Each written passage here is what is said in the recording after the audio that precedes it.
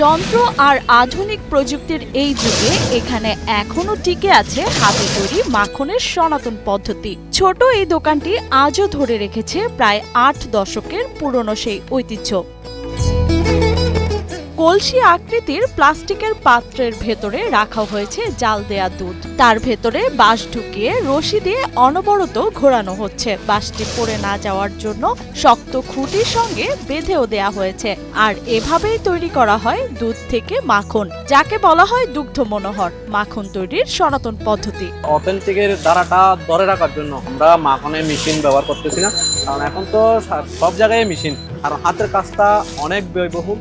তারপরে পারিশ্রমিকের ব্যাপার সেপার আছে, পারিশ্রমিক বেশি। তারপর হচ্ছে গিয়ে এটা আমরা চাচ্ছি যে অথেন্টিক জিনিসটাতে যাতে ধারাবাহিকভাবে আমরা রাখতে পারি যতদিন পারি। চট্টগ্রাম নগরীর এনায়েত বাজার এলাকার এই ছোট দোকানে আজও চালু আছে এই পদ্ধতি। গ্রাম বাংলায় এক সময় কায়িক শ্রমে মাখন তৈরির এই কৌশল ব্যাপকভাবে প্রচলিত থাকলেও সময়ের সঙ্গে সঙ্গে তা হারিয়ে গেছে।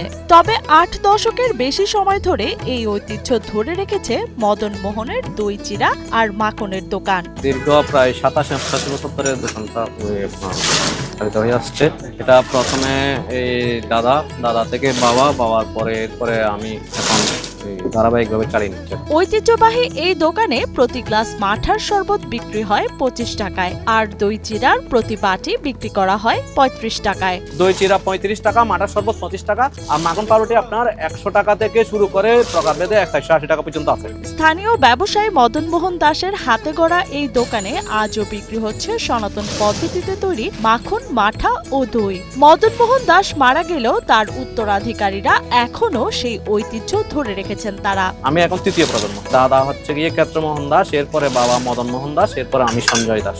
পূর্বপুরুষের ঐতিহ্যের সঙ্গে রয়েছে আগের সেই স্বাদ, আর এই স্বাদের টানে প্রতিদিন দূর দূরান্ত থেকে ক্রেতারা ছুটে আসেন দোকানটিতে। মাত্র ২০০ বর্গফুটেরও কম জায়গার দোকানটিতে সকাল থেকেই লেগে থাকে ভিড়। আমি ২৫-২৬ বছর এখানে আসি, খুব ভালো। কেমন আছে আর না থাকলেও টুকটাক এটার মতো নেই, এটার কি কোয়ালিটি ভালো এবং কোনো ভেজাল নাই, যা বলবো চলি। কত বছর যাবত আপনি নিচ্ছেন? আমি ২৫-২৬ বছর। যখনই তো আসলে দইয়ের কথা মনে পড়ে এখানে চলে আসি খাওয়া ছিল। এখানে দই চিরা খাই, টক দই আছে, তারপরে মাখন আছে। হ্যাঁ ভালো ইনশাল্লাহ।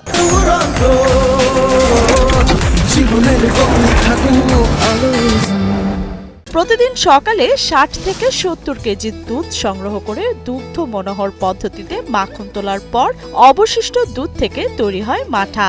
হাতে আর মেশিনের দুইটাতে হবে, সেমই হবে, তবে কিন্তু এই যে মেশিনেরটা একটু আগে হবে, আর মেশিনের তো প্রিমিয়ামটা একটু বেশি, হাতের কাজটা একটু ব্যয় বেশি, ব্যয়বহুল। যেহেতু এখানে এই যে লোক ব্যবহার করতে হয়, ওদের পারিশ্রমিকের একটা ব্যাপার স্যাপার আছে। তো আমরা চাচ্ছি যে মানে একটু এদিক সেদিক হলো, একটু খরচা একটু বেশি যাক, কিন্তু ধারাবাহিকভাবে অথেন্টিক খাবারটা আমরা ধরে রাখার জন্য চেষ্টা করতে চাই। এই দোকানের কর্তৃপক্ষ জানান প্রতিদিন গড়ে ৩ থেকে ৩.৫ কেজি মাখন তৈরি হয়, তবে কোনো দিন তা ১.৫ থেকে ২ কেজিতেও নেমে আসে। বিকেল ৩টা থেকে ৪:৩০টার মধ্যেই শেষ হয়ে যায় মাখন। দেশীয় করে দুধের সরবরাহটা একটু কম, ডেয়ারি ফার্মের দুধটা বেশি।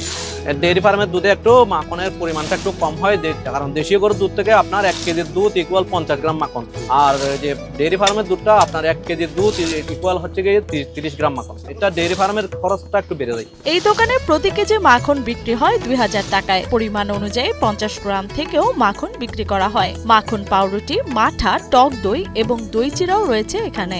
এছাড়াও এই দোকানে দই চিরায় চিনি না দিয়ে ব্যবহার করা হয় গুড়, যার কারণে আলাদা সুনাম রয়েছে দোকানটির। মাখন হচ্ছে গিয়ে ১০০ গ্রাম ২০০ টাকা, প্রতি কেজি ২০০০ টাকা। আমরা এখানে টক দই, মাঠা, মাখন, দই এখানে খাওয়ার জন্য দই চিরা, মাঠার শরবত, মাখন পাউরুটি। প্রতিদিন গড়ে ৮ থেকে ১০,০০০ টাকার বিক্রি হয় এই দোকানে। তবে সক্ষমতার বাইরে কোনো অর্ডার নেওয়া হয় না বলে জানান দোকান কর্তৃপক্ষ।